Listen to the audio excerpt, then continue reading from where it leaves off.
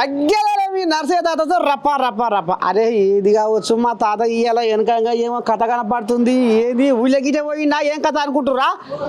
నేను ఊళ్ళకి పోకున్నా ఊరు వాతావరణాన్ని ఇవాళ మీ కండ ముందులో పెట్టినా. కానీ ఇవాళ మీకు మరి వెనకంగా కథ చూస్తే ఏమనిపిస్తుంది?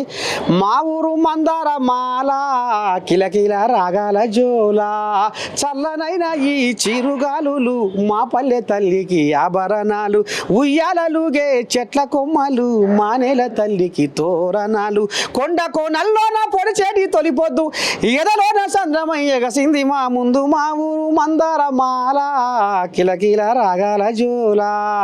నర్సయ్య తాత పట్టణంలో ఉన్నా ఇవాళ మీకు నేను తరపుగా పల్లెటూరును చూపించిండు. కానీ ఆ పల్లెటూరు మనసు ఎంత స్వచ్ఛమైనదో అంతకంటే అచ్చమైన మనసు వాళ్ళని ఇలా మీ ముందర పెట్టిన. ఇక మరి ఆయన ఎవరనుకుంటారు? ఏంది ఏం కథ?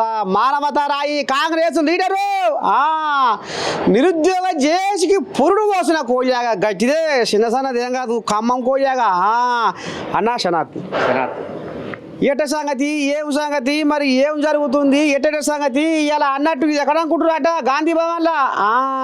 ఇక మరి వెనకంగా ఎట్లున్నాయి తాత అంటే అది ఒక కథ ఉంది. దాని కథ మరి తర్వాత ఇప్పి చెప్తా. కానీ ఇక మరి ఎట్ట ఉంది సంసారము ఏమో అంత కచ్చపెచ్చ వ్యవహారం అవుతుందట. కాంగ్రెస్లో అంత కొట్లాట అవుతుందట. మరి ఇంటోడు ఈకతో కొడితే బయటోడు తోకతో కొట్టినట్టు మరి అవతలకు సర్దించుకుంటున్నామే. ఇలా ఏదో వరంగల్ పంచాయతీ పెట్టుకుంటాట లోపల ఏదో గుసగుస పెట్టుకుంటున్నాట. నిజమేనా? పంచాయతీ లేదు పార్టీ ఇంట్లో పంచాయతీలు ఉంటాయి, ప్రతి పార్టీలో పంచాయతీలు ఉన్నాయి.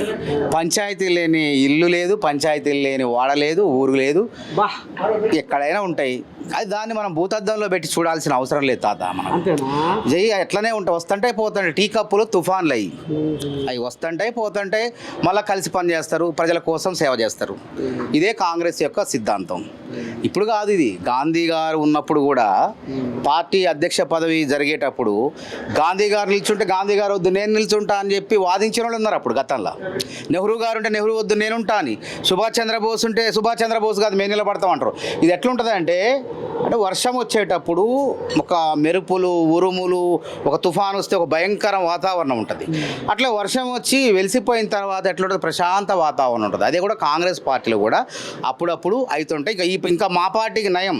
ఈ మధ్య బీజేపీలో ఏమంటున్నారు? రాజాసింగ్ ఏమంటాడు? రాజాసింగ్ కవిత చెప్పిందని సమర్థించి, కవిత ఏమన్నది? మేము బీజేపీలో పొత్తుంటుంది, మాకు బీజేపీతో కలిసి పనిచేయాల్సి ఉంటుంది అని అంటే మా రాజాసింగ్ అంటాడు నిజంగానే మా కొడుకులు అమ్ముడు పోతారు, బీఆర్ఎస్ ప్యాకేజీకి అమ్ముడు పోతారని ఆయన అన్నాడు. కవిత ఏమంటుంది? అన్నను అంగీకరించట్లే, కేటీఆర్ని కవిత అంగీకరించట్లే లీడర్గా నాయకుడిగా. వాళ్ళ దెయ్యాలు ఉన్నాయి అంటుంది, మన ఆయన చుట్టూ ఉంటుంది అంటే. నేనేమంటాను? దెయ్యాలుంటే మరి ఇంతవరకు చెప్పలే. అసలే బక్క ప్రాణం అయింది. ఆ బక్క ప్రాణాన్ని అర్ధరాత్రో అపరాత్రో ఒంటరిగా ఫామ్ హౌస్లో ఊరుకు దూరంగా ఉంటాడు. మరి ఆ ఏ దెయ్యమో పీక్క తింటే రేపు ఆయన అనే కేసుల్లో ఇలా విచారణకు వస్తాడు. మరి ఆయన దోష నిర్దోషాన్ని తెలంగాణ సమాజం తెలవాలంటే ఆ బక్క ప్రాణాన్ని కాపాడాలంటే మరి ఆ దెయ్యాలు ఎవరు చెప్పు అంటే చెప్పదా ఇంతవరకు. ఒకవేళ ఆమె చెప్పకపోతే నేను సూచన ఏం చేస్తానంటే మన ఛానల్ ద్వారా చిన్నప్పటి నుంచి మనం కాశ్మోరా ఈ కథలు చదివాను. బస్తర్లో భూత వైద్యులు ఉంటారని తెలిసింది నాకు. అక్క కవిత అక్క బస్తర్కి వెళ్ళి మంచి భూత వైద్యులు ఉంటారు. ఆ దెయ్యాలయ్యా నువ్వు చెప్పకపోతే మేమే కనుక్కొని ఆ బక్కపాడని కాపాడేందుకు మేమే ఆ దెయ్యాలయ్యో కనుక్కోమని చెప్తాం వాళ్ళని. అవి ఆడదెయ్యాలా మగ దెయ్యాలా కొరివి దెయ్యాలా అని వాళ్ళే తెలుస్తారు లెక్క. ఆయన లేకపోతే ఆ దెయ్యాలు అర్ధరాత్రి పీక తింటే తెలంగాణకే ప్రమాదం. ఆయన ఒక నేరస్తుడా లేకపోతే కాదా అనేది తేలాల ఫస్ట్ తెలంగాణ సమాజానికి. కాబట్టి ఇవన్నీ కూడా ఈ టీ కప్పులో తుఫాన్లను పట్టించుకోవాల్సిన అవసరం లేదని నా అభిప్రాయం. ఇక ఏం లేదు కానీ పెద్ద మనిషి ఇక మరి ముక్కు కోసిన మొదటి మొగడే మంచోడు అనే కాడికి వచ్చిందట వ్యవహారము. మరి ఇక నువ్వు ఇక మరి నిరుద్యోగులకు కొండంత అండ కొండంత బలము కొండంత ధైర్యం అన్నట్టుగా కోళ్ళాగలు మరి నిన్ను భావిస్తున్నాయి. మరి ఎట్లా చేస్తాడో ఏమో మా మానవత రాయి నమ్ముకున్నాము. ఇక మరి ఆనాడు రోడ్డు పట్టినాము, బారెడు మీసాలు మూరెడు గడ్డాలు పెంచుకొని పెళ్లి పెటాకులు కాక అన్నాము రామచంద్ర అన్నాము. కాంగ్రెస్ సర్కారు వచ్చినాక నన్న జర్ర మాకు ఫాయిదా అవుతుందేమో అంటే మళ్ళీ ఎప్పటికైతే అవుతుందట. మరి నిరుద్యోగులు మళ్ళీ ధర్నా చౌకడ ధర్నా చేయవలసిన కథ జరుగుతుందట. మరి ఏంది ఏం కథ? ఒక నిరుద్యోగ లీడర్గా నువ్వు ఏం చెప్పదలుచుకున్నావు ఇలా మా కోళ్ళాగలకు? ఇప్పుడు నిరుద్యోగులకు ఏం చెప్పదలుచుకున్నా అంటే ఇది స్పందించే ప్రభుత్వం, ఎవరి హక్కుల్ని బంధించే ప్రభుత్వం కాదు. ఇది ప్రజాస్వామిక వాతావరణంలో నిరుద్యోగుల హక్కు అడగాల్సిందే శాంతియుతంగా. ఇది గాంధీ భవనం, ఇప్పుడు గాంధీ ఆశ్రమం వాతావరణం కనపడుతుంది. గాంధేయన్ సిద్ధాంతాల ప్రకారం మనం శాంతియుతంగా నిరసన తెలుపుకోవచ్చు అని మేమే అంటున్నాం. ఒకప్పుడు ఈ వాతావరణం ఉన్నదా? అరే మాకు ఉద్యోగాలు అంటే కొలువులు ఏవే అంటే అరే కూసుంటే కేసు, తుమ్మితే కేసు, దగ్గితే కేసు, అట్లా అసలు మమ్మల్ని నడవనీయకుండా కాళ్ళ కట్టబెట్టి మన అక్కడే ఆఫ్ చేసే ప్రయత్నం చేశారు. ఎంతమంది ఉద్యోగాలు వేస్తా, ఇగేస్తా, అగేస్తా, రేపేస్తా, మళ్ళేస్తా, సోమవారం, మంగళవారం, ఉగాది, దసరా అని చెప్పి 2014కి వెళ్ళి 2017-18 వరకు కూడా నోటిఫికేషన్లు ఇయ్యరాయ. మేము వెంటబడంగా అరకొర నోటిఫికేషన్లు ఇచ్చి అవి కూడా లోపాలతో కూడిన నోటిఫికేషన్లు, అన్నీ కూడా ఫాల్తు నోటిఫికేషన్లు. అవి నియామకం చేయడం కోసం కాదు. అమ్మా మీరు వచ్చి ఇప్పుడు 2 ఏళ్ళ పొద్దా ఇంతవరకు ఏది లేదు, ఎక్కడ లేదు. మరి మీరు జాబ్ క్యాలెండర్ని ఎందుకు దాచుకుంటారు? ఎందుకు దాన్ని విడుదల చేస్తారే? ఇప్పుడు కోయిలాగలు ఇప్పుడు పేడ మీద మన పెంక మీద పేడ పిత్తి లెక్క ఎగురుతూనే ఉన్నాయి కోయిలాగలు. మా జాబ్ క్యాలెండర్ని మేము దాచిపెట్టలేదు, దాచిపెట్టాం కూడా. నిరుద్యోగులకు జీవితాలు గతంలో నాశనమైనవి వాళ్ళ జాప్యం మూలంగా, లోపాలతో కూడిన నోటిఫికేషన్ల మూలంగా 1200 మంది చచ్చిపోయారు. మన్నేపు రామకృష్ణ తొలి అమరుడు, మన నారాయణ ఖేడు, ప్రవళిక, బోడా సునీల్ నాయక్ ఉద్యోగుల వయోపరిమితి నిరుద్యోగులకు ఉద్యోగాలు ఇవ్వమంటే ఆ ప్రభుత్వం ఏం చేసింది? ఉద్యోగాలు ఇవ్వకుండా ఉద్యోగస్తుల వయోపరిమితి పెంచింది. అప్పుడు మనస్తాపం చెంది బోడా సునీల్ నాయక్ కాకతీయ యూనివర్సిటీ లైవ్లో విషం దాగి చనిపోవడం జరిగింది. కాబట్టి అవన్నీ మాకు తెలుసు. కాబట్టి మేమేం చేసినాం? 60,000 మందికి నియామక పత్రాలు, కొలువుల పత్రాలు ఇచ్చినాం.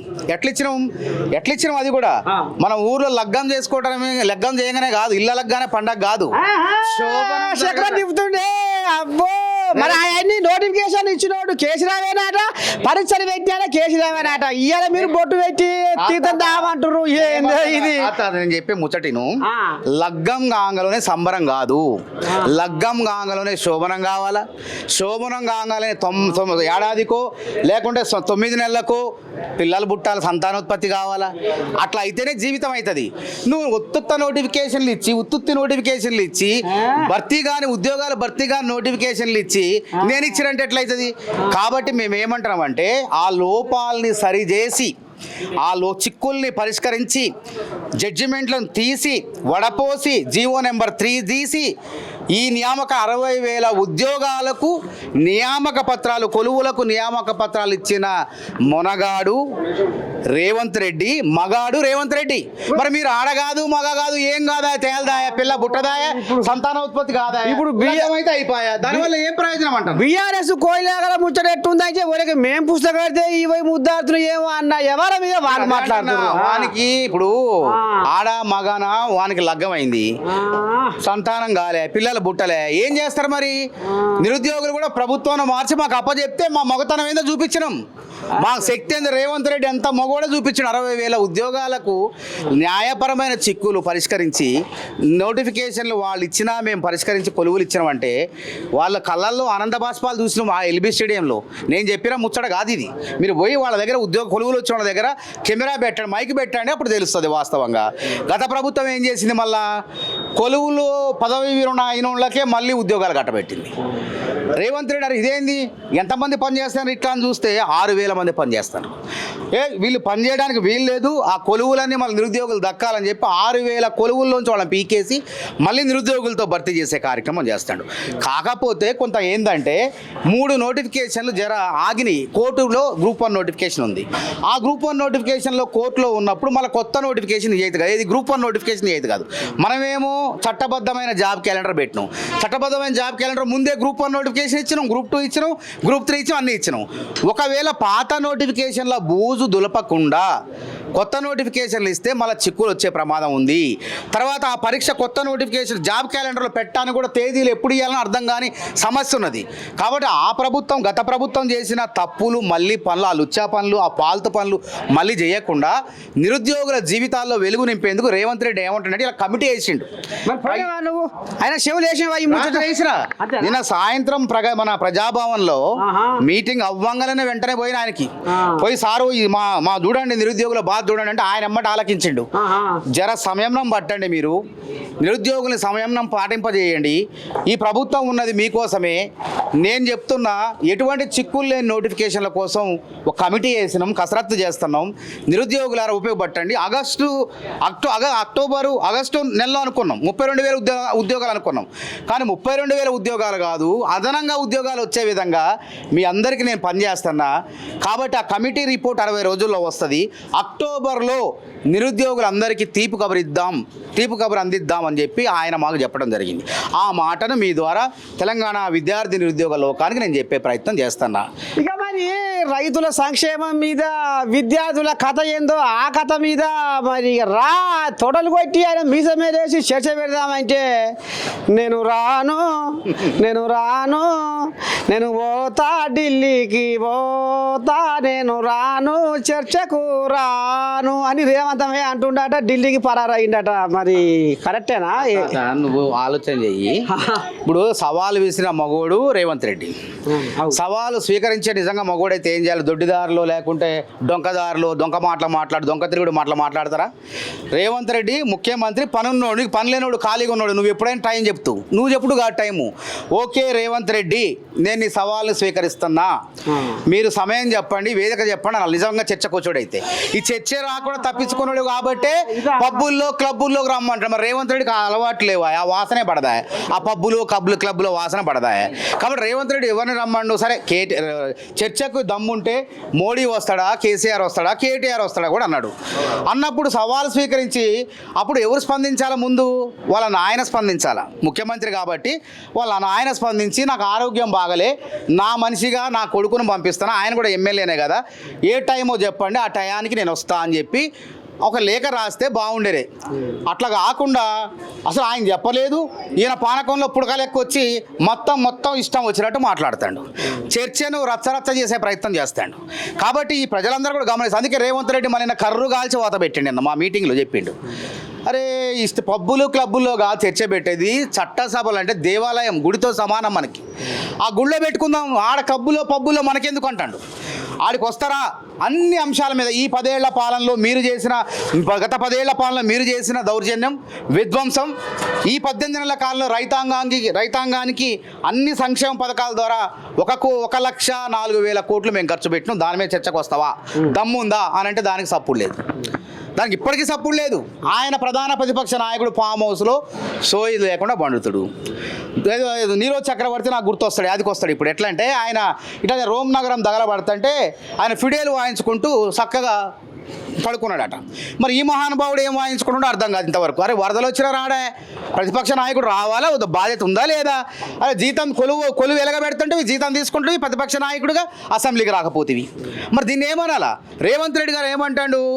అయ్యా నువ్వు వచ్చి మాకు సూచనలు చేయి, మేము తప్పులు చేస్తే ప్రశ్నించు, నిలదీ అంటాడు. నిలదీయమంటే నేను నిలబడను, నేను నిల్చోలేను, నేను రాను, నేను ఫామ్ హౌస్లో పండుకుంటా అని చెప్పి ఆయన చెప్తాడు. మరి ఇప్పుడు ఇంకో ముచ్చట ఏంటంటే పెద్ద మనిషి, ఇక మరి ఇప్పుడు సరే సోమాజిగూడ ప్రెస్ క్లబ్కు రమ్మని ఆయన సవాల్ ఇసిరిండు, సరే అదొక కథ జరిగింది. మరి సోమాజిగూడ ప్రెస్ క్లబ్ను దాన్ని క్లబ్గా మార్చిర్రు, పబ్లకు మార్చిర్రు, దాన్ని మొత్తం పబ్లతో పోల్చిర్రు ప్రెస్ క్లబ్ అనేది. మరి ఏంది అంటే జర్నలిస్టుల మీద ఏ పార్టీ గౌరవం ఉంది వీళ్ళకు, కాంగ్రెస్ వాళ్ళకు అనేది ముఖ్యంగా రేవంత్ రెడ్డికి అనేది ఇప్పుడు బీఆర్ఎస్ కోయిలాగా లెంకలు కొడుతున్నాయి. మరి అదేదో ఒక ఛానల్ మీద ఏదో కథ కామితే ఊరికి ఇది చేస్తే తోకబారు పట్టుకొని ఒక లెంకగా ఒక లైన్ కట్టి మద్దతు తెలిపారు. మరి ఇలా గిట్ల పబ్బు క్లబ్ అని అంటగాగి ఇట్లా మాట్లాడితే మరి ఎందుకు అనేది కాంగ్రెస్ వాళ్ళ నోరు ఎందుకు మూగబోతుంది అనేది కూడా ఇస్తామే సమాధానం ఇస్తాం. ఇప్పుడు జర్నలిస్ట్ అంటే మర్యాద మాకున్నది, వాళ్ళకున్నదా? జాగాలు ఇచ్చిండా ఇస్తానని? మేము ఇచ్చినాం, ఇలా జర్నలిస్ట్ కాలనీ మేము ఇచ్చినాం, అన్ని కళాకారులకు ఇచ్చినాం, అందరికి ఇస్తున్నాం. రేపు కూడా జర్నలిస్టుల కాలనీకి మళ్ళీ మేము జాగాలు ఇవ్వబోతున్నాం. కాబట్టి మేము జర్నలిస్టులు అవమానపరచలే, ఆ సంస్కృతి ఆయనది అంటున్నాం. ప్రెస్ క్లబ్ని అంటారులే, ఆయన క్లబ్ అనేది ఆయనకి ఇష్టం, ప్రెస్ కాదు ఉత్త క్లబ్బులు ఇష్టం ఆయనకి. క్లబ్బులు అంటే ఆయనకి మస్తు మజా, క్లబ్బులు అంటే మజా అన్నట్టు మనకు తెలుస్తుంది, అందరూ కూడా చర్చించుకుంటారు అట్లా. మరి గతంలో రేవంత్ రెడ్డి గారు కూడా ఇట్లనే ఆయన అధ్యక్షుడుగా పిసిసి అధ్యక్షుడిగా ఉన్నప్పుడు, పార్టీ అధ్యక్షుడిగా ఉన్నప్పుడు ఆయన మంత్రిగా ఉన్నాడు. అమరవీరుల స్తూపం దగ్గరికి నేను వస్తా, నువ్వు వస్తావా శ్వేత సవాల్ విసిరించాడు, తెల్ల సవాల్ విసిరిండి ఆయనకి. ఏమని? వైట్ ఛాలెంజ్ అన్నాడు రేవంత్ రెడ్డి. మాదక ద్రవ్యాల విషయంలో మీ ప్రభుత్వంలో విచ్చలవిడిగా అమ్మకాలు జరుగుతున్నాయి. మరి నేను మాదక ద్రవ్యాలు తీసుకొని ఒక నాయకుడిని నేను ఆదర్శంగా ఉన్నా, నా రక్త నమూనాలు గోల్డ్ నమూనాలు ఇస్తా, కేటీఆర్ నువ్వు ఇస్తావా, దమ్ముంటే అమరవీర స్తూపం దగ్గర ఛాలెంజ్ విసురుతాను అన్నాడు. కొండా విశ్వేశ్వరరెడ్డి ఎంపీ కూడా విసిరండి, మాజీ ఇప్పుడు ఎంపీ, అప్పుడు మాజీ ఎంపీ, ఇప్పుడు ఎంపీ ఆయనకు విసిరితే ఆయన ఊరుకొచ్చిండు, ఆడ కూర్చున్నాడు, నేను సిద్ధం అన్నాడు. మరి కేటీఆర్ ఎందుకు రాలే అంటే ఆడ ఏదో కథ ఉన్నది, కథ ఉంది కాబట్టే రాలే. ఆ రోజు గట్ల తప్పించుకున్నాడు. ఈ రోజే ఇట్లా దొంగ తిరుగుడు చెప్పి ఆ క్లబ్బులని ఆ పబ్బులనే వచ్చే అర్థాలు వచ్చే విధంగా ఆడికి పొమ్మండు. ఎందుకు ఉల్టా పల్టా మాటలు? డైరెక్ట్గా సీదా సాదాగా రేవంత్ రెడ్డి అసెంబ్లీలో రమ్మను. నువ్వు ఆ ఎమ్మెల్యేనేవా కాదా? ఎమ్మెల్యేవా వీధి రౌడీవా నువ్వు? గూండావా? ఈ గుండాగిరి కథలు ఎందుకంటన్నా? క్లబ్బుల్లో పబ్బుల్లో గాడ గీడ 100 మంది రౌడీలను తెచ్చుకొచ్చి ఇలా మొత్తం దాడులు చేస్తారు. వాళ్ళు మీడియా మీద దాడి చేస్తారు, మీడియా మాట్లాడితే దాడి చేస్తారు, మళ్ళీ పోయిన ప్రాంతీయ విభేదాలు తీసుకొస్తారు వీళ్ళు కావాలని, రాజకీయ పబ్బం గడపడం కోసం. అందితే జుట్టు, అందకపోతే కాళ్ళు. అధికారంలో ఉంటే ఓట్ల కోసం, ఆంధ్రోళ్ళ కాళ్ళు ముళ్ళు గుచ్చుకుంటే పండితో బిగుతారు. అధికారం పోతే మళ్ళీ మిగతా తెలంగాణ జనం మొత్తం పోగేయటం కోసం, ఏకం చేయడం కోసం ఆంధ్ర తెలంగాణ సెంటిమెంట్ రాజు చేస్తారు. రాయలసీమ పోయి రోజా రొయ్యల పులుసు తిని, చేపల పులుసు తిని తెలంగాణ ఆత్మగౌరవాన్ని తాకట్టు పెడతారు. తెలంగాణకు రావాల్సిన గోదావరి నీళ్లను కృష్ణానదిలో కాదు, మనం ప్రకాశం బ్యారేజ్లో కలిపి ఆడ బనకచర్ల నుంచి నగరి నియోజకవర్గానికి, దర్శి నియోజకవర్గానికి 2 లక్షల ఎకరాలు తీసుకుపోతాం. ఆ రోజు ఏమన్నాడు? ఆ మాట ముచ్చట ఏమన్నాడు? నా కూతురు లాంటిది రోజా, చేపల పులుసు బాగుంది, అద్భుతంగా ఉంది అని చేపల పులుసుకే వరాలు ఇచ్చిండు. ఆడ తెలంగాణకు ద్రోహం చేసిండు. యథేచ్ఛగా మీరు దోచకపోండి ఆ గోదావరి నీళ్ళను, మీ ఇష్టం. రాయలసీమ రత్నాలసీమ చేస్తా, తెలంగాణకు ద్రోహం చేస్తా, మీరు కట్టుకోండి ప్రాజెక్టులు, 3000 టీఎంసీలు వృధాగా పోతున్నాయి అని చెప్పి మాట్లాడిండా లేదా? ఇలా తెలంగాణకు ద్రోహం చేసిండా లేదా? అంటే చేపల పులుసుకు, రొయ్యల పులుసుకు, రోజా రొయ్యల పులుసుకు తెలంగాణ ఆత్మగౌరవాన్ని తాకట పెట్టినోడు, అందుకే మాట్లాడలేకపోతాడు, అసెంబ్లీకి రాలేకపోతాడు ఈరోజు. మరి గోదావరి మీద బనకచర్ల కథ మొత్తం ఇప్పుడు పచ్చ జెండా ఊపిండు. ఈ గురువు మాట కాదంటలేడు అనేది మరి వాళ్ళు గుసగుస పెడుతుర్రు. ఇప్పుడు గురువు ఎవరు? ఆయన గురువు కాదా? ఆయనకు మంత్రి పదవి ఇచ్చినోడు ఎవడు? అంతేనా? ఆయన స్కూల్ యాడ్ నుంచి వచ్చింది చంద్రశేఖర్ రావుది, తెలుగుదేశం కాదా? ఎన్టీఆర్ని దింపిన తర్వాత ఆ దింపుల్లో ఈయన పాత్ర ఉండటం మూలంగా ఈయనకు మంత్రి కోలు ఇచ్చిండా లేదా? చంద్రబాబు నాయుడు శిష్యుడే ఈయన కూడా. అయితే ఈయన ఇప్పుడు మరి ఆ మాట మాట్లాడతాడా?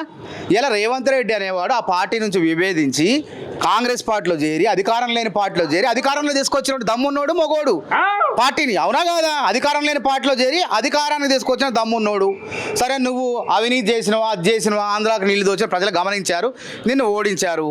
ఇలా నీ వల్ల నీ హయాంలో అంటే 2014 నుంచి 2023 వరకు ఏ విధంగా కృష్ణా జలాల్లో ఏ విధంగా ద్రోహం జరిగింది మనకి? ఆ రోజు మొత్తం కలిపి కృష్ణా జలాల్లో 720 టీఎంసీలు ఉమ్మడి రాష్ట్రంలో ఆంధ్ర వాళ్ళు నీళ్లు శ్రీశైలం నుంచి తీసుకపోతే, ఇలా తెలంగాణ రాష్ట్రం వచ్చిన తర్వాత నీ హయాంలో ఏం జరిగింది? 1200 టీఎంసీలు వాళ్ళు ఇప్పటికి తీసుకుపోతున్నారు, అదే శ్రీశైలం నుంచి బ్యాక్ వాటర్ నుంచి తీసుకుపోతున్నారు. మరి ఎవరి హయాంలో జరిగింది ద్రోహం? నీ హయాంలో కాదా?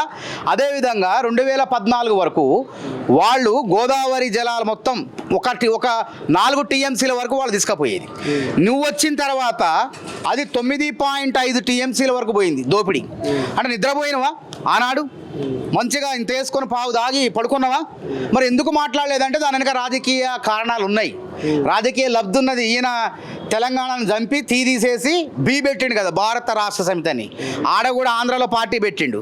అంటే వాళ్ళ ఓట్లు రావాలంటే ఏం చేయాలా? మరి కృష్ణా జనాల్లో నీళ్ళొద్దు, మా తెలంగాణకు కావాలి, మా గోదావరి జనాల్లో మా నీళ్ళొద్దు, మాకు కావాలంటే వాళ్ళు ఊరుకుంటారా? లాగి చెంపబాల కొడతారు, దవడబాల కొడతారు. కాబట్టి ఆడ చంద్రశేఖర్ అనే ఆంధ్ర ఆయన్ని అధ్యక్షుడిని చేసి అట్లా రాజకీయ లబ్ధి ఇట్లా నీళ్ళు ఇచ్చి వాళ్ళ ఓట్లు దండుకుందాం అనుకోండి. ఇక్కడ తెలంగాణకు అన్యాయం చేసాడు. ఇది అసలు ముచ్చట ఇది. దేశం మొత్తం వేళ అక్రమంగా సంపాదించిన డబ్బులతో దేశం మొత్తం వేలాలని టీలో తెలంగాణను తీసేసి పెట్టి భారత రాష్ట్ర సమితి పెట్టి మహారాష్ట్రలో, కర్ణాటకలో అన్ని చోట్ల పార్టీ పెట్టి అసలు నన్ను ఉప ప్రధానం చేయమండి ఆయన. మంది సొమ్ము అంతా ఉంది కదా ఆడ. ఇలా ఏం చేసిండు ఆయన 10 ఏళ్ల కాలంలో?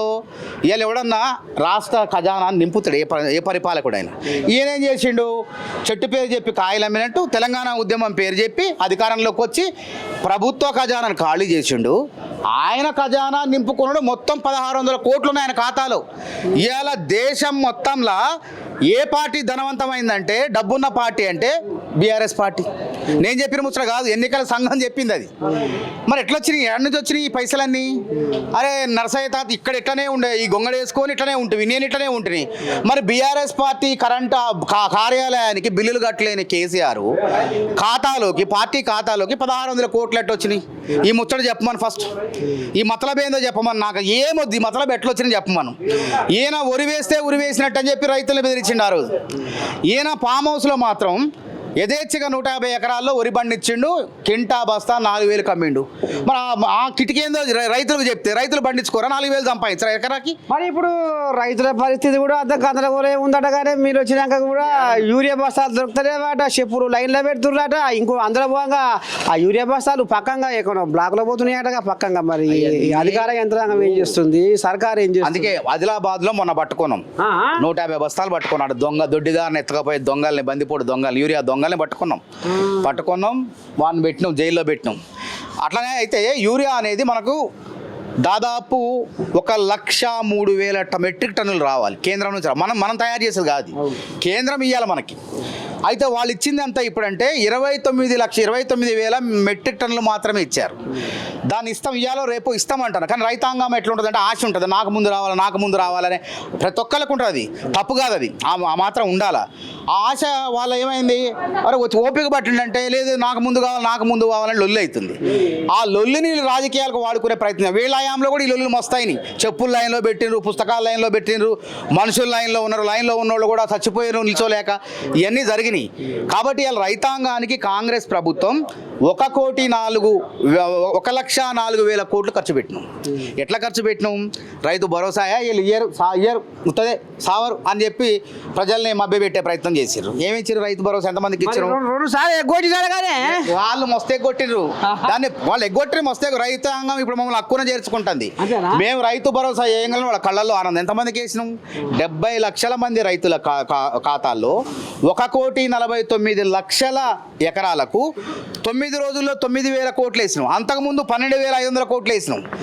కాబట్టి ఈ యొక్క రైతాంగం 70 లక్షల మంది రైతులు అందరూ కూడా మా వైపు చూస్తుంటే వాళ్ళ కళ్ళు ఎర్రబడతాయి, తట్టుకోలేకపోతారు. అదేవిధంగా రుణమాఫీ చేయరు. వాళ్ళ రుణమాఫీ ఏమైంది? ఏకకాలంలో రుణమాఫీ చేస్తారని చెప్పి మాయమాటలు చెప్పి అధికారంలోకి వచ్చి ఏం చేసిండ్రు? మిత్తి మాఫీ చేశారు. రుణమాఫీ కాదు, మిత్తి మాఫీ చేసారు. వాళ్ళు ₹1,00,000 10 ఏళ్ళకి అంటే వేస్తే వాళ్ళ ఖాతాలో 4 దఫాలు ఎత్తే బ్యాంక్ కూడా ఏం చేసిండే, ఇది మిత్తికే సరిపోయింది, ₹1,00,000 ఉంచుకుంటాను అని చెప్పి రైతులు ఇబ్బంది పెట్టే. నువ్వు ఏడ ఉపయోగమైంది? మేము చేసిన రుణమాఫీ 2 లక్షలు, నువ్వు 1,00,000 చేయలేకపోయావు. మేము 2 లక్షల రుణమాఫీ ఎన్ని ఇంకా పూర్తి స్థాయిలో కాలేదనేది అది ఉత్త మాటలు, చెత్త మాటలు. అవన్నీ కూడా దాదాపు 25,34,000 మంది రైతుల ఖాతాల్లో 20,650 కోట్లు జమ చేసినాం మేము. ఈ దమ్ముంటే చర్చకి రమ్మంటాం దీని మీద. నువ్వేం చేసినావు అంటే రుణమాఫీ 11,000 కోట్లే వేసినావు. నువ్వు 11,000 కోట్లు 16 లక్షల మంది రైతుల ఖాతాల్లో వేసినాం. మేము 25,34,000 మంది రైతుల ఖాతాల్లో వేసినాం. 20,650 కోట్లు ఖర్చు పెట్టినాం. ఈ ముచ్చట మీద మాట్లాడదామని చర్చకు రమ్మంటే, సభకు రమ్మంటే నేను సభకు రాను, నేను రాను బిడ్డు అని చెప్పి అంటారు కదా. అట్లా అసెంబ్లీకి నేను రానని చెప్పి అంటాడు, బయటికి ఆడుకోపోదాం అంటాడు. కాబట్టి ఈ కథ అంతా జనాలు గ్రహిస్తారని చెప్పి చర్చకు రావట్లేదు. అదేవిధంగా ఇవాళ గృహజ్యోతి పథకం ఉన్నదే, ఆ పథకం కింద 50 లక్షల మందికి 200 యూనిట్లకే ఉచిత విద్యుత్ ఇస్తున్నాం. దాని ద్వారా ఇలా మహిళలు ఎంత సంతోషపడతారంటే ₹1,000 ఆదా చేసుకుంటారు. మహిళలకు బస్సుల్లో 190 కోట్ల మంది మహిళలు ఈరోజు 6,500 కోట్లు ఆదా చేసుకుంటూ మహిళలు బస్సుల్లో తిరుక్కుంటూ చిరు వ్యాపారాలు చేసుకుంటారు, కొలువులకు పోతున్నారు. కార్మికులు కార్మికులు వాళ్ళ ఉద్యోగాలు చేసుకుంటున్నారు. ఇట్లా వాళ్ళు కూడా నెలకు వచ్చేసరికి 1,500 2,000 ఆదా చేసుకుంటారు మహిళలు. మొత్తం కలిపితే ఒక ఇంటికి తెలంగాణ ప్రభుత్వం, కాంగ్రెస్ ప్రభుత్వం, ముఖ్యమంత్రి రేవంత్ రెడ్డి 10 పథకాలు ఇస్తాడు. ఎట్లా వస్తున్నాయి? రైతు భరోసా వస్తుంది, రైతు రుణమాఫీ అయింది, షాదీ ముబారక్ వస్తుంది, కళ్యాణ్ లక్ష్మి వస్తుంది, అదేవిధంగా ఆరోగ్యశ్రీ 10 లక్షలు వస్తున్నాయి, గృహజ్యోతి వస్తుంది. అదేవిధంగా 500కే సబ్సిడీ, 45 లక్షల మందికి 500కే సబ్సిడీ సిలిండర్ ఇస్తాను. నా చెల్లెళ్ళకి అక్కలకు కూడా రేవంత్ రెడ్డి ఇవ్వడానికే నేను ఇస్తా, అది కూడా ఎగ్గొట్టను, నువ్వు ఎగ్గొట్టినట్టు ఎగ్గొట్టను. ఈ పంచాయతీ ఎన్నికల్లోపే ఇవ్వటానికి కసరత్తు చేస్తా. ఎట్లా ఇస్తాం? రుణమాఫీ ఇయ్యలేమన్నారు, ఇచ్చినాం. రైతు భరోసా ఇవ్వరన్నారు, ఇచ్చినాం. అదే విధంగా మేము ఇవ్వాల్సినవి కూడా ఆడపిల్లలకు ఆడబిడ్డలకు 2500 ఇస్తున్నాం, బరాబర్ ఇచ్చి తీరుతాం. అదేవిధంగా దివ్యాంగులకు అంగవైకల్యం ఉన్న వాళ్ళకు 6000 చేస్తానన్నాం, వాళ్ళకు కూడా బరాబర్ చేసి తీరుతాం. మరి పాడైపోరు, పసలు అంటారు, నన్ను కోసుకొని తినమంటారు. మరి పసలు ఎడికెళ్ళి తెస్తుర్రు, ఎట్ట సంవత్సరాలు వెళ్ళ తెస్తుర్రే. ఇప్పుడు ఎట్లా చేస్తున్నామంటే అది పడే కాంగ్రెస్ పార్టీలో ఆర్థికవేత్తలు ఉంటారు, పైసలు ఎట్లా కూడా కట్టాలి, ఎట్లా జమ చేయాలి, ఎట్లా ఖర్చు పెట్టాలి, దుబారా ఉండదు. కేసీఆర్ దుబారా, తెలంగాణ దివాలా. కాంగ్రెస్ లో రోషే లాంటి ఆర్థికవేత్తలు, మన్మోహన్ సింగ్ గారు దివంగతులు చనిపోయారు, చిదంబరం, ఇట్లాంటి వాళ్ళు ఏంటంటే గాడి తప్పిన ఆర్థిక వ్యవస్థను గాడిలో పెట్టేందుకు ప్రయత్నిస్తారు. గట్లనే ఈ రోజు ఈ రాష్ట్రాన్ని అప్పుల ఊబిలో అమాంతం కూరుకుపోయిన రాష్ట్రాన్ని రేవంత్ రెడ్డి గాడిలో పెట్టడానికి గజ ఈతగాళ్ళ లెక్క శ్రమిస్తాడు. 1వ తారీఖే ప్రభుత్వ ఉద్యోగుల జీతాలు ఇస్తాడు. ఆయన ముఖానికి ఎప్పుడైనా ఇచ్చిండా? 1వ తారీఖు జీతాలు ఉద్యోగస్తులు అడుగు, ఇక్కడే ఉంది ఉద్యోగ సంఘాల ఆఫీస్ పోయాడు, ఉద్యోగ సంఘాల టీఎన్జీఓస్ ఆఫీస్ ఉంది. ఎప్పుడన్నా మీ కేసీఆర్ అధికారంలో ఉన్నప్పుడు 1వ తారీఖు మీ జీతాలు వచ్చినాయా అని అడగండి, రాలేదంటారు. మరి రేవంత్ రెడ్డి వచ్చినాయి అంటారు. కాబట్టి ఆ విధంగా మార్చుకుంటూ చక్కబెట్టుకుంటూ రేవంత్ రెడ్డి ఇక కుటుంబం అంటాడు. అంటే ప్రభుత్వం అంటే సంక్షేమ పథకాలు అమలు చేయటం కాదు, అరే మనుషులతో వ్యవహరించే తరీకా కూడా ఉంటుంది. ఆ తరీకా ఎట్లుంది? ఉద్యోగ సంఘాలు మేము ధర్నా చేస్తామంటే ఆగండి, మనమంతా కుటుంబ సభ్యులు, నేను ముఖ్యమంత్రి, మీరు నా కుటుంబ సభ్యులు, రండి చర్చలకు రాండి అని పిలిచిన. ఆయన పిలిచిండా? అరే ఆర్టీసీ వాళ్ళు సమ్మె చేస్తే వాళ్ళని పిలిచినాం. ఆయన ఆర్టీసీ వాళ్ళు సమ్మె చేస్తే 30 మందిని పొట్టన పెట్టుకున్నాడు. 30 మంది వచ్చేదాకా కూడా వాళ్ళని పిలవలే. తప్పుడు భయపడి పిలిచి వాళ్ళ ఏదో బుద్ధగించే ప్రయత్నం చేసిండు, బుగ్గగిల్లే ప్రయత్నం చేసిండు. అసలు ఆర్టీసీ పుట్టిన దగ్గర నుంచి ఆడ కార్మిక సంఘాలు ఉన్నాయి, ఆ సంఘాలు లేకుండా ఎత్తేసిండు. అది ఎవరు మరి ఇలా మేము ఎట్లా వ్యవహరిస్తున్నాం? ఆర్టీసీ వాళ్ళు సమ్మె చేస్తానులే పిలిచినాం, మా బకాయిలు ఉన్నట్టు 700 కోట్లు జమ చేసినాం, చర్చలు చేస్తాను. అందుకే నేను ఏమంటున్నా, ఇది స్పందించే ప్రభుత్వం, ప్రభుత్వం వ్యవహరించే తరీకా ఎట్లుండాలో అట్లా మంచిగా ఉన్నది. ఇక్కడ ప్రజలంతా సంతోషంగా ఉన్నారు. ఇన్ని సంక్షేమ పథకాలు, ప్రతి ఇంటికి 10 సంక్షేమ పథకాలు వస్తుంటే అందరు హాయిగా సంబరంగా ఉంటుంటే చూసి నొచ్చుకోలేకపోతాడు కేసీఆర్, బీఆర్ఎస్ వాళ్ళు మొత్తం కూడా. కానీ కవితమ్మ గోసపుచ్చుకుంటున్నామే, కవితమ్మ ఉసురు పంచుకుంటున్నారు మీ కాంగ్రెస్ వాళ్ళు. మేమేం పంచుకున్నామే? ఓని అన్యానం చల్లకుండా మీరు 42% రిజర్వేషన్లు ఇచ్చినాకనే ఎలక్షన్లో పోతామని కథ కమ్మిస్తుంది, ఇక్కడ కథ చేస్తుంది, ఢిల్లీకి పంపిస్తుంది. అది అయితలేదా, పోతలేదా? ఇగో కాంగ్రెస్ వాళ్ళ పని గిట్ట ఉంది. 42% రిజర్వేషన్లు బీసీలకు ఇస్తట్లేరు. నేను ఉద్యమం చేస్తున్నా, పోరాటం చేస్తున్నా, నేను బువ్వ తింటలేను, బుగ్గి తింటలేను, నాకు తెల్లదాకా నిద్ర పడతలేదని ఢిల్లీలో పోరాటం చేస్తుంది. అట్లనే అధికారం కోల్పోయినాడు అట్లే మాట్లాడతాడు. అధికారంలో ఉన్నప్పుడు ఎన్నడన్నా బీసీల గురించి మాట్లాడిందని ఆ పార్టీలో అసలు ఏమన్నా బీసీ అధ్యక్షుడు చేసిండ్రా? 10 ఏళ్ళు అధికారంలో ఉంటే చంద్రశేఖరరావు అధ్యక్షుడు ఉంటాడు, ఆయన కొడుకేమో వర్కింగ్ ప్రెసిడెంట్ ఉంటాడు. మరి మా పార్టీలో అరే ఒకప్పుడు పొన్నాల లక్ష్మయ్య బీసీ అధ్యక్షుడు ఉండే, ఆయన తర్వాత రేవంత్ రెడ్డి, ఉత్తమ్ కుమార్ రెడ్డి వచ్చే, ఉత్తమ్ కుమార్ రేవంత్ రెడ్డి వస్తే 4 కులాల వాళ్ళు వర్కింగ్ ప్రెసిడెంట్లుగా ఉన్నారు. అంజన్ కుమార్ యాదవ్, గీతారెడ్డి ఎస్సీ, జగ్గారెడ్డి రెడ్డి, అదేవిధంగా అజారుద్దీన్ మైనారిటీ, తర్వాత మహేష్ కుమార్ గౌడు. అన్ని కులాలకు అవకాశం ఇచ్చినమా లేదా? మరి గీయాలేంది? మా పార్టీ అధ్యక్షుడు గౌడ బిడ్డ, బీసీ బిడ్డ, మా జాతీయ అధ్యక్షుడు దళిత బిడ్డ మల్లికార్జున ఖర్గే. అరే సామాజిక న్యాయం చేయటంలో దారి చూపినోళ్ళే కాంగ్రెస్ పార్టీ వాళ్ళు, మిగతా వాళ్ళు ఏడ చూపినరే? గతంలో వీళ్ళు పుట్టక ముందే 1962లో ఒక దళితుడు దామోదరం సంజయ్ ముఖ్యమంత్రి చేసినవా లేదా మేము? అయినా అసలు బీసీలకు కానీ ఈ దేశంలో రిజర్వేషన్లు అన్ని వర్గాలకు ఇచ్చింది ఎవడే? కాంగ్రెస్ కాదా? అరే ఆ రోజు దేశంలో ఇవాళ బీసీలకు 27% రిజర్వేషన్లు అమలవుతున్నాయి అంటే ఓబీసీలకు బీసీలకు ఎవరు కారణం? బీజేపీడా, బీఆర్ఎస్డా? కాంగ్రెస్ ఓడే కారణం, కాంగ్రెస్ ప్రభుత్వమే కారణం. ఎందుకు చెప్తాను నేను? ఈ వాస్తవాలు అబద్ధాలు కాదు. దమ్ముంటే చర్చకు రమ్మని, అది రావట్లే. దమ్ముంటే చర్చకు రమ్మంటే రారు, డొంక తిరుగుడు మాట్లాడతారు. అందుకే ఎందుకు ఎవరు ఇచ్చిండ్రు? వీపీ మండల కమిషన్ అని ఆ రోజు బీపీ మండల గారు 27% రిజర్వేషన్ల సిఫారసు చేస్తే అప్పుడు ప్రధానమంత్రిగా ఉన్న వీపీ సింగ్ బీజేపీ ప్రభుత్వంతో దోస్తాన సోపతి ఉంది. ఆ సోపతి ప్రభుత్వం నడిచే టైంలో ఆయన 27% రిజర్వేషన్లను అమలు చేస్తానని ముందుకు వచ్చిండు. ముందుకు వస్తే నువ్వు ఎట్లా అమలు చేస్తావు? నువ్వు అమలు చేస్తే నేను కూలగొడతా అని చెప్పి బీజేపీ కూలగొట్టిండు. మండల కమండల్ అని చెప్పి తగలబెట్టుకున్నారు, ధర్నాలు రాస్తారోకోలు చేసారు బీజేపీ వాళ్ళు. అట్లా ప్రభుత్వం పడిపోయిన తర్వాత మళ్ళీ కాంగ్రెస్ ప్రభుత్వం పివి నరసింహ తెలుగు బిడ్డ, తెలంగాణ బిడ్డ, మనోడు ప్రధానమంత్రి అయిన తర్వాత దేశవ్యాప్తంగా 27% రిజర్వేషన్లు, మండల కమిషన్ రిజర్వేషన్లు అమలు చేసినోడు కాంగ్రెస్ వాడు, అమలు చేసింది కాంగ్రెస్ ప్రభుత్వం. ప్రభుత్వం. ఇది మా గొప్ప కాదా? ఇంకా అక్కడ వదిలిపోయి ఆ ముచ్చట ఆపేసి ఇంకో ముచ్చట, దేశవ్యాప్తంగా కేంద్రీయ విద్యా సంస్థల్లో 27% రిజర్వేషన్లు అప్పటిదాకా లేవు.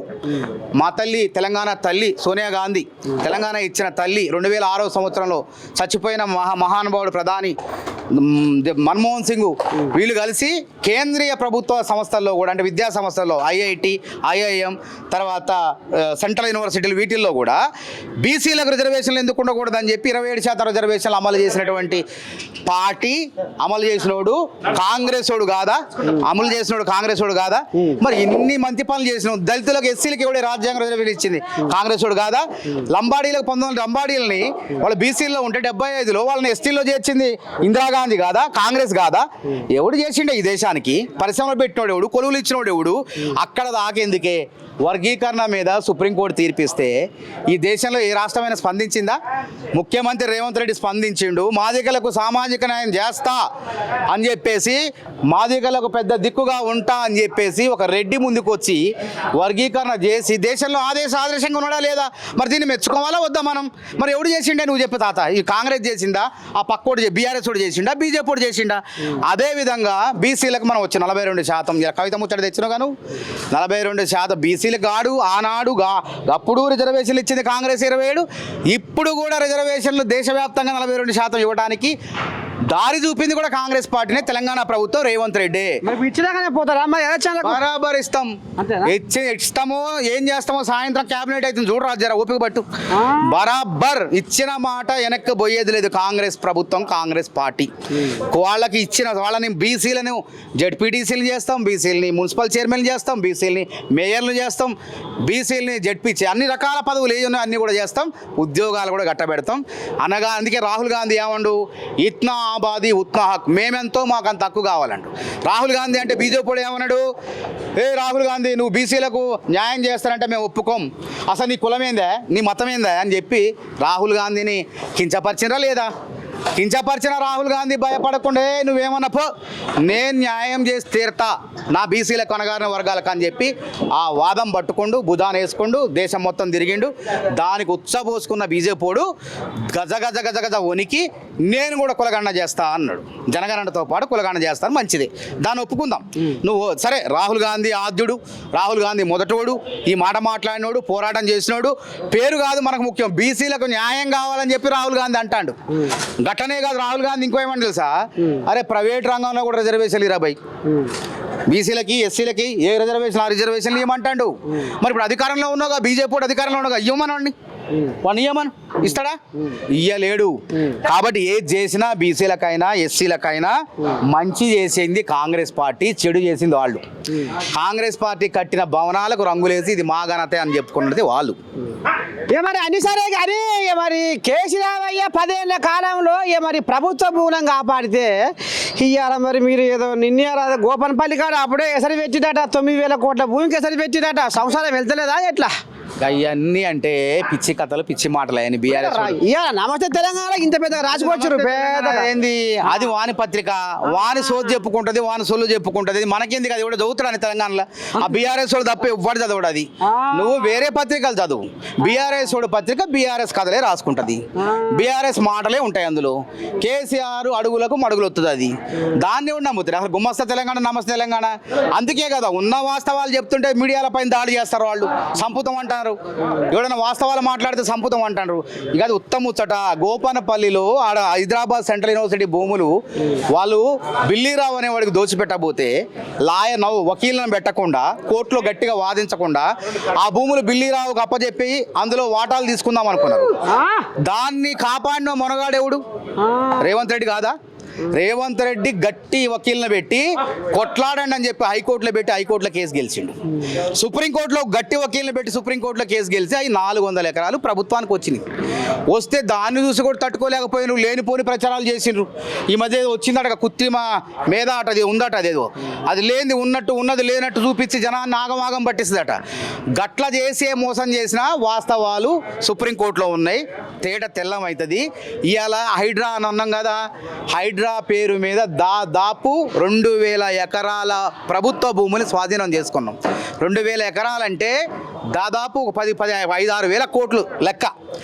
ఇలా ఎక్కడ కూడా అన్యాక్రాంతం కాకుండా దాన్ని సద్వినియోగం చేసుకునే ప్రభుత్వం దాన్ని స్వాధీనం చేసుకునే ప్రయత్నాలు చేస్తుంది. కాబట్టి గిట్టనోడు మస్తు కథలు చెప్తాడు, దాన్ని అందరు నమ్ముతారే. గాలినే గోడగా మేఘాలే మేడగా నేలమ్మ ఒడిలోన గూడేసిన పేదలం కట్టుబట్టలే మాకున్న ఆస్తిపాస్తులు చెట్టు చేమలే మా చుట్టాలు అని పాపం గోసరిల్లుకుంటా అఘోరించుకుంటా ఆగం పక్షులు అయ్యి గూడు లేక వాళ్ళు అన్నవో రామచంద్ర అని ఎండకు ఎండి వానకు నాని ఇది చేస్తే మరి మీరు హైడ్రా తీసుకొచ్చి జనాల ఉసురు పంచుకుంటున్నారట పేదోళ్ళ ప్రాణాలకు ఇయ్యాల మీరు గండవై కూర్చున్నారట బీఆర్ఎస్ కోళ్ళ దాకా లెంకలు కొడుతున్నాయి. మరి పెద్దోళ్ళ తెరువు ఏం పోతలేరాట కదా ఎంత ఉండే కదా ఓబైసీ ఫాతిమా కాలేజీ దాన్ని ఇట్లా కూడా అట మందలిస్తలేరాట చూస్తలేరాట. మరి ఏంది పేదోళ్ళు అంటే ఇట్లా పెద్దోళ్ళు అంటే అట్లా ఎందుకే ఈ తేడా? ఈ సర్కార్కి పేద పెద్ద చిన్న తేడా లేదే. ఇలా సన్నబియ్యం బంజారా హిల్స్లో ఏం తింటాడు, మరి ఇక్కడ మురికి బస్తీల్లో ఉన్నాడు కూడా అదే తింటాడు. సన్నబియ్యం ఇస్తున్నామా లేదా, గతంలో ఇచ్చినామా లేదా? గట్టనే చట్టం ముందు అక్కినే నాగార్జున అయినా అల్లు అర్జున్ అయినా తర్వాత ఎమ్మెల్సీ ఓవైసీ వాడు బిల్డింగ్ కూలగొట్టమా లేదా? ఓవైసీని జైల్లో పెట్టినోడు ఎవడు చెప్తా నువ్వు? ఓవైసీని ఆదిలాబాద్ జైల్లో 40 రోజులు పెట్టినోడు ఎవడు? కాంగ్రెస్ పార్టీడు కాదా? కాంగ్రెస్ ప్రభుత్వం కాదా? అంటే జనం మధ్య చిచ్చు పెట్టి మత విద్వేషాలు రెచ్చగొడతంటే బీజేపీకి దమ్ము లేదు, అసలు బీఆర్ఎస్ గొంతే లేదు.